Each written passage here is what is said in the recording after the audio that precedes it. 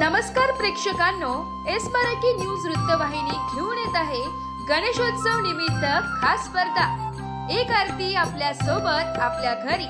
या स्पर्धेत आपण ही सहभाग घेऊ शकता।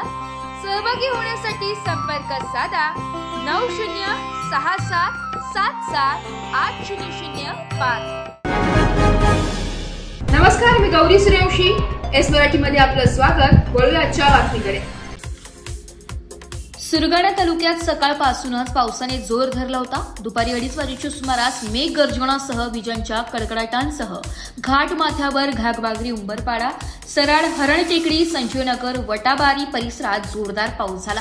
याच वेळी संजयनगर शिवारात टमाटे लागवड करीत असलेले धर्मराज देवराम गायकवाड राहणार उंबरपाडादी यांच्यावर वीज पडल्याने उजव्या खांद्याला भाजून गंभीर जखमी झाले।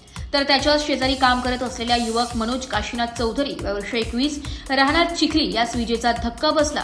या दोघांना तातडीने बोरगाव येथील प्राथमिक आरोग्य केंद्रात उपचारासाठी दाखल करण्यात आले।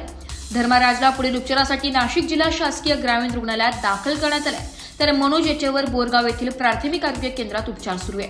दरम्यान धर्मराजचे काका यशवंत गायकवाड, आई मीनाबाई गायकवाड, भाऊ रोशन गायकवाड हे काही अंतरावर असल्याने ते विजेच्या धक्क्यापासून वाचल्याने जीव भांड्यात पडलाय।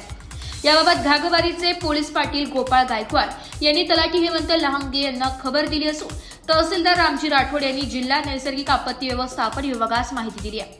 तलाठी यांनी पंचनामा केला असून पुढील तपास सुरू आहे।